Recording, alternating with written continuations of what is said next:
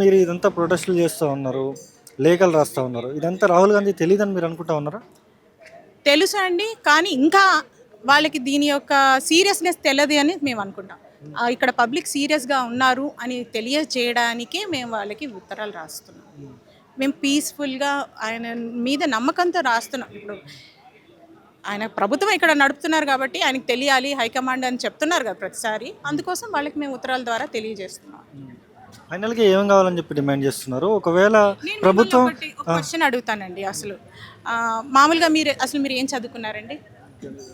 Journalism చేశారు. దీనికి ఒక 3 ఇయర్స్ పడుతుంది కదండి. మాస్ కమ్యూనికేషన్లో 3 to 4 ఇయర్స్ పడుతుంది. సో మీరేం చేస్తారంటే మీ సర్టిఫికేట్ చింపేసేయండి.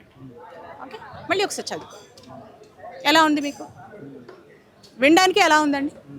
మీరు కష్టపడి పాస్ అయ్యి మీరు సర్టిఫికేషన్ ఇవన్నీ తెచ్చుకొని ఇప్పుడు మీరు ఒక ఉద్యోగం చేయాలనుకుంటారు. నేనేమంటాను, అన్నీ బంద్ చేసేసి మీరు మళ్ళీ ఒకసారి చదవండి. ఎలా ఉంది? ఇప్పుడు మాకు కూడా అలాగే ఉంది. మా ఇల్లు కూలగొట్టేసి మీకు వేరే చోట ఇస్తాను, మీరు అక్కడ ఉండండి ఇక్కడ ఉండండి, మీకు ఇంత ఇస్తాం, మాకు అసలు వద్దండి.